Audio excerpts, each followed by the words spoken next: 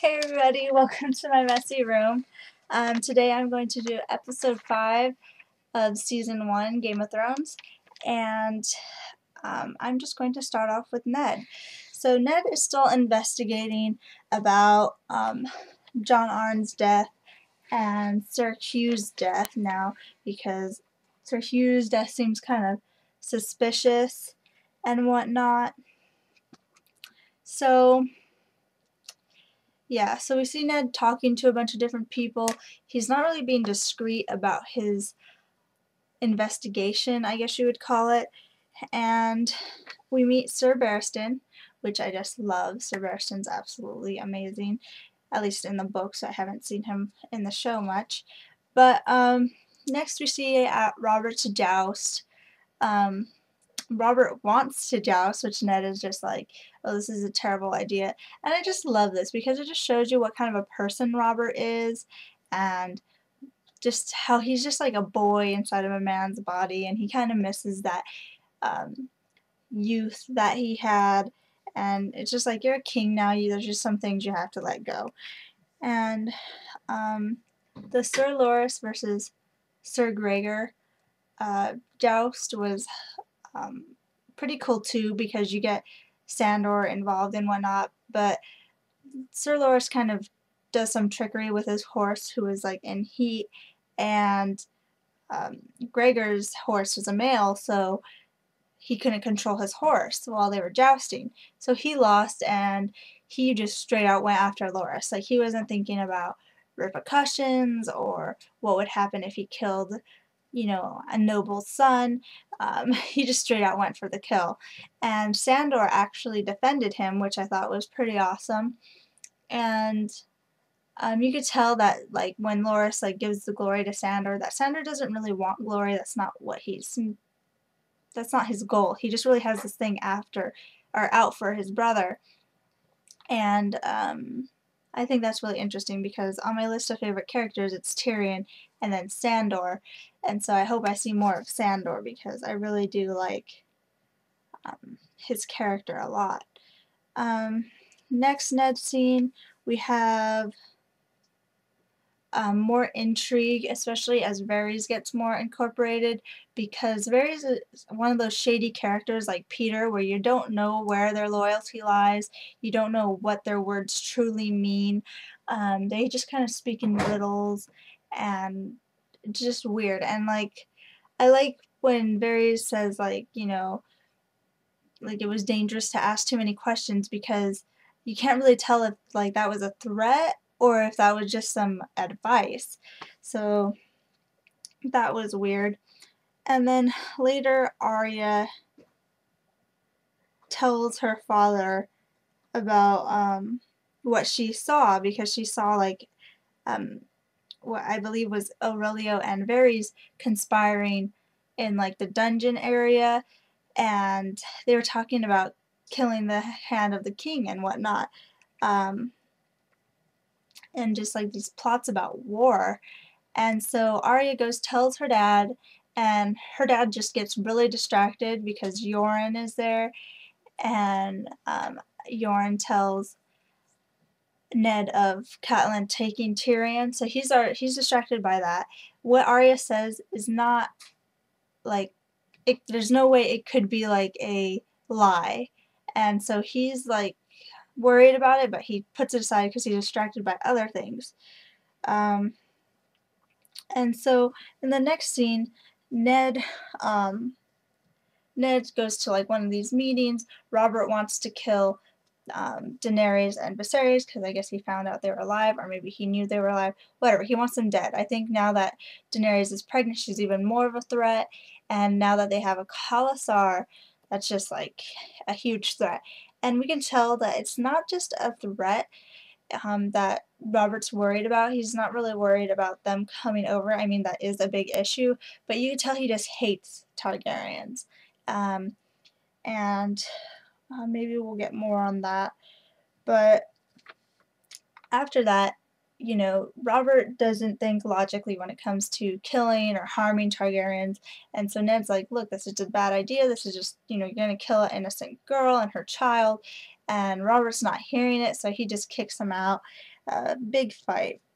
And Ned packs. He's ready to go, and he wants his girls to be safe. He knows like the danger level is high, you know, besides investigating about John Arryn and what his daughter told him and what Yoren told him, and now the king's mad at him. It's just like the danger level is super high. He wants his girls out of there. He wants to leave. And then we have Peter come in, who wants Ned to kind of stick around. And so that's what's happening there. And I'll save the last Ned scene for later, and I'll go on with the Tyrion scenes.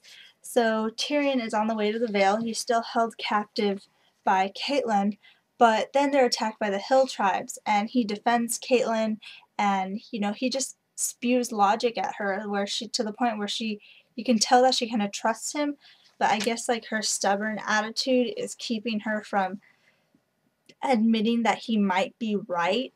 And so they continue on to the Vale, and you can tell Catelyn no longer has this malice towards Tyrion. And at this point, I'm wondering if she like realized she made a huge mistake, or if she actually still believes Tyrion is responsible for the death of her son, or the attempt murder of her son. And also, I guess twice now, because once he was thrown off, and twice he was a man came in to stab him. So I really don't think it was Tyrion, but who knows, in the Game of Thrones, weirder stuff has happened. Well, actually, I don't know if anything weird has happened yet, but weird stuff happens. So, I don't know. And when they arrive at the Eyrie, Tyrion's no longer bound. He's no longer treated like a prisoner, but Catelyn is still persistent in him getting to Lysa. And when we meet Lysa, I think she's perfect. I mean, she doesn't physically appear as she does in the books, but I think what counts is her attitude and the way she acts, more so than physical appearance. But she's just nuts, though. She's just crazy. I don't know what's wrong with her, but her son is like walking, talking age, like coherent walking, talking age, so he's more than like 5 years old. And he's still like breastfeeding, and I'm just like, oh my god, this is like the creepiest scene ever. Creepy mom scene. I thought Cersei was a weird mom, you know, poisoning Joffrey with like these weird ideas, but Lysa is just crazy. So we can already tell that Catelyn's kind of regretting this, because the way Lysa acts when she sees Tyrion and whatnot, it's just, there's just something wrong there. And so Tyrion gets put into these cells for the time being, and these cells are crazy. I mean, there's just like a room, but there's one wall missing. And the Eyrie is on a mountain, so when you look down, there's just like nothing. There's just like air, and you probably can't even see like the ground, because that's how high up it is. And not only is it just missing a wall, there's like a slant. Like the room actually tilts a little bit, so like you feel like you're gonna fall into that air. It's just crazy. And I guess like there's other cells that are even smaller and even more of a slant, so I guess depending on what kind of a criminal you are, you get a cell according to, I guess, what kind of criminal you are.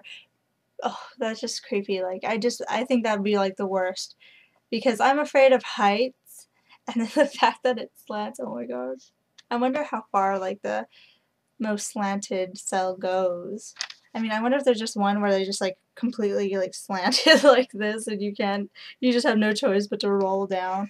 I don't know. But yeah, so that's that. And a couple of like the side stories that we get where we don't get really multiple scenes was Bran, and he was doing his studies with gosh, I don't even, Maester Aemon, I believe is the Stark one. Man, I need to reread. But yeah, so Bran's doing his studies, and I like how they mention that he feels like his mom abandoned him because on Tower of the Hand, um, I did Johnny was nice enough to do a little poll and trial. I guess it was like an activity where you debated whether Catelyn was an unfit mother or not because she abandoned all her children to go off on her own thing, and um, yeah, and I like how they made Bran feel abandoned because I always thought like that was a bad motherly move on Caitlyn's part. Um, and it's just another reason why I hate her. Yeah, I don't believe like a mother has to be like, oh, um, coddling the children. Like I don't believe that's like the mother's like job. Like that's the only thing she should do. Um, but everyone needs a mother. I mean, there are just some things that mothers, um, I guess I don't want to say are expected to do, but just like as a mother, you should want to do.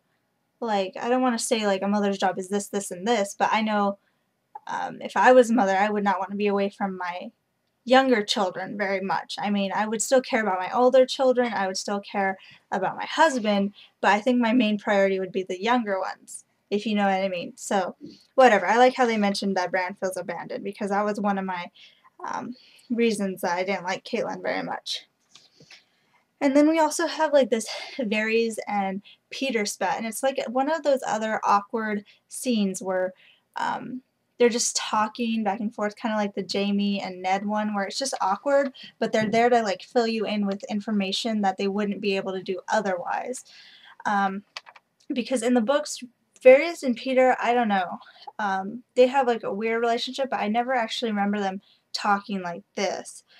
Um, so they're both conspiring, and you could just tell there's like just like a little contest about who knows more about who and who's up to what, and you could just tell like there's something weird with those guys. Like what's their agenda? What are they doing? What is it that they want? What are their goals? And so I think that's odd.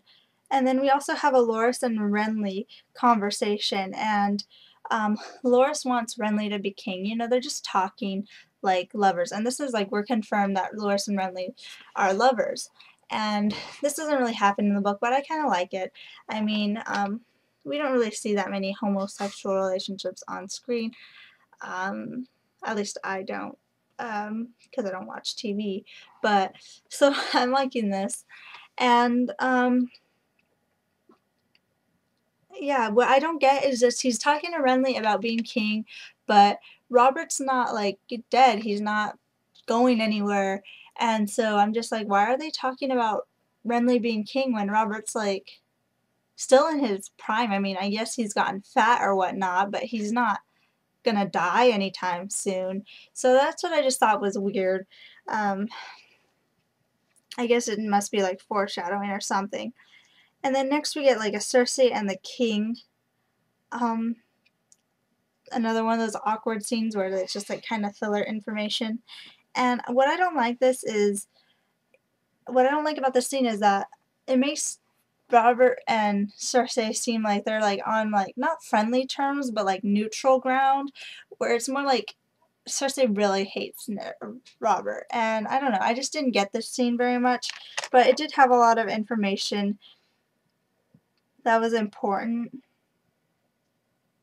And I think the thing that I didn't like the most was when Robert mentioned Lyanna. Um, Cersei acted like it didn't bother her, but you could tell that it did from that scene, which I didn't like because I'm pretty sure it might have bothered her before, but now she just has like this complete hatred for Robert that it doesn't even matter why she hates him anymore. I don't know. Cersei from the books and Cersei from the show are just completely different in my opinion. So they're going a different route with Cersei. So I have to accept that. And anyways, I just want to talk about the last scene, which is Ned, and he finds another one of Robert's bastards. This time it's a girl, and you could tell like the young lady who had Robert's bastard, is just completely in love with Robert. You just tell, like, despite Robert, he's gotten fat, he's gotten older, he just hasn't changed much. He still has his youthful, boyish appeal about him. We could tell that from his jousting, him wanting to joust earlier. And now you could tell this girl, she's just completely in love with him because he was just such a charmer. He could probably, like, get any girl out of her clothes, and it's just amazing, like, how now he could still do it. But, and you could tell it's not, like, I like how they made it seem like, no, it's not because he was a king, because obviously everybody would, like, drop their pants for the king to get, I don't know, some sort of benefit out of it, or because he's a king and he could, like, hire someone to kill you or whatnot. Whatever. I like how they didn't make it like that. Like, she slept with him for power. She actually, like, fell in love with him, which I thought was nice. Nice thing to mention. But lastly, I want to talk about Ned getting jumped by Jaime, because at the end, Peter is talking to Ned or whatnot. He convinced Ned to, like, stay for a little longer or whatnot, and they get jumped by Jaime because Catelyn took Tyrion, and Jaime actually loves his little brother, and also Jaime's very youthful, he's very cocky and arrogant, and no one's going to touch his little brother. I mean, House Lannister is one of the greatest houses in Westeros, so no one's going to touch his little brother without something bad happening. And of course, Jaime is still young and very rash, and so he's going to attack Ned Stark, despite how much older Ned is and whatnot. So, I felt really sad in this scene because they didn't stress it, but Ned was close to his whole house. His guard, his family, the maester, it doesn't matter. He was close to everyone around him from the north, at least. And Jory was an example of how he was with everyone who surrounded him. He took the time to talk to each of his men. He gained their trust. He wanted them to trust them. I mean, he wanted them to trust him, and he wanted to trust them in return. So he always took the time to, like, invite them to dinner and whatnot. And then they all die, like, around him, even Jory. And I was just like, oh my gosh, because every single, like, man around Ned who he trusts and they get killed, that's like losing a family member to Ned. And they didn't stress that, but I thought I'd stress that in this review. So he lost, like, a lot of people he loved just in this one scene where Jaime jumps him and his men kill all of Ned's men, and Ned gets injured.